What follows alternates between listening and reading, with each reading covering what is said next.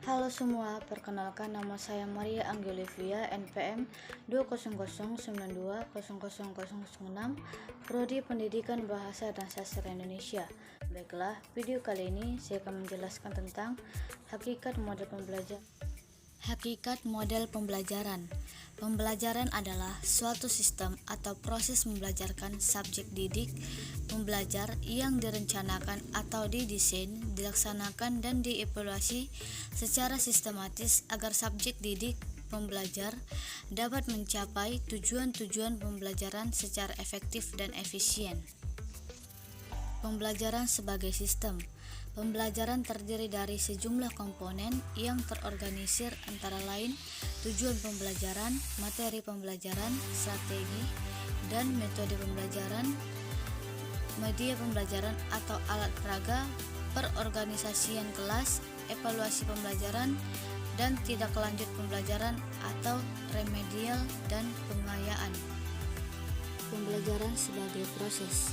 Pembelajaran merupakan rangkaian upaya atau kegiatan guru dalam rangka membuat siswa belajar, meliputi pertama persiapan, merencanakan program pengajaran tahunan, semester, dan penyusunan persiapan mengajar dan penyiapan perangkat kelengkapannya antara lain alat peraga, alat evaluasi, buku, ataupun media cetak lainnya. Yang kedua, melaksanakan kegiatan pembelajaran mengacu pada persiapan pembelajaran yang telah dibuatnya. Banyak metode pembelajaran yang telah dipilih dan dirancang penerapannya secara filosofi, kerja dan peran guru, persepsi, dan sikapnya terhadap siswa. Yang ketiga, menindaklanjuti pembelajaran yang telah dikelolanya. Kegiatan pasca pembelajaran ini dapat berbentuk enrichment atau pengayaan, dapat pula berupa pemberian layanan remedial teaching bagi siswa yang berkesulitan belajar. Komponen pembelajaran. Pertama, tujuan. Kedua, subjek belajar. Ketiga, materi pembelajaran. Keempat, strategi pembelajaran. Kelima, media pembelajaran. Dan yang terakhir, keenam, penunjang. Ciri-ciri pembelajaran. Ciri-ciri pembelajaran dalam buku Sugandi antara lain: pertama, pembelajaran dilakukan secara sadar dan direncanakan secara sistematis. Kedua, pembelajaran dapat menumbuhkan perhatian dan motivasi siswa dalam belajar. Ketiga, pembelajaran dapat menyediakan bahan belajar yang menarik dan menantang bagi siswa. Yang keempat, pembelajaran dapat menggunakan alat bantu belajar yang tepat dan menarik. Yang kelima, pembelajaran dapat menciptakan suasana belajar yang aman dan menyenangkan bagi siswa. Yang keenam, pembelajaran dapat membuat siswa siap menerima pembelajaran baik secara fisik maupun psikologi. Jenis model pembelajaran. Berkenaan dengan model pembelajaran, Bruce Joyce dan Marshall Ware, Supriyawan dan A. Benyamin Surajesa mengetengahkan 4 kelompok model pembelajaran. Yang pertama, model interaksi sosial. Yang kedua, model pengolahan informasi. Yang ketiga, model personal humanistik. Dan yang keempat, model modifikasi tingkah laku. Teknik pembelajaran. Teknik pembelajaran diartikan sebagai cara yang dilakukan seseorang dalam mengimplementasikan suatu metode ceramah pada kelas dengan jumlah siswa yang relatif banyak membutuhkan teknik tersendiri, yang tentunya secara teknis akan berbeda dengan penggunaan metode ceramah pada kelas yang jumlah siswanya terbatas. Strategi pembelajaran. Strategi pembelajaran adalah suatu kegiatan pembelajaran yang harus dikerjakan guru dan siswa agar tujuan pembelajaran dapat dicapai secara efektif dan efisien.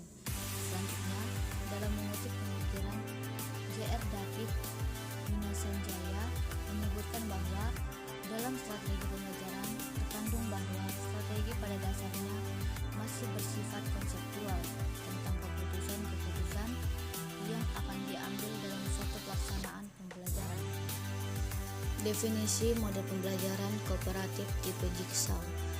Model pembelajaran kooperatif Jigsaw merupakan model pembelajaran kooperatif di mana siswa belajar dalam kelompok kecil yang terdiri dari 4-5 orang dengan memperhatikan keheterogenan, bekerja sama positif, dan setiap anggota bertanggung jawab untuk mempelajari masalah tertentu dari materi yang diberikan dan menyampaikan materi tersebut kepada anggota kelompok lain. Langkah-langkah pelaksanaan model pembelajaran kooperatif tipe Jigsaw. Pertama, siswa dikelompokkan dengan anggota 4-5 orang. Kedua, tiap orang dalam tim diberi materi dan tugas yang berbeda dengan penugasan yang sama membentuk kelompok baru atau kelompok ahli. Ketiga, sebuah kelompok ahli berdiskusi, tipe anggota kembali ke kelompok asal dan menjelaskan kepada anggota kelompok tentang subbab yang mereka kuasai. Keempat, tiap tim ahli mempresentasikan hasil diskusi. Langkah-langkah. Pertama, siswa dikelompokkan ke dalam 4 anggota tim. Kedua, tiap orang dalam tim diberi bagian materi yang berbeda. Yang ketiga, tiap orang dalam tim diberi bagian materi yang ditugaskan. Keempat, anggota tim yang berbeda yang telah mempelajari bagian atau subbab yang sama bertemu dalam kelompok baru untuk mendiskusikan subbab mereka. Yang kelima, setelah selesai diskusi sebagai tim ahli, tiap anggota kembali ke dalam kelompok asal yang bergantian mengajar teman satu tim mereka tentang subbab yang mereka kuasai dan setiap anggota lainnya mendengarkan dengan sungguh-sungguh.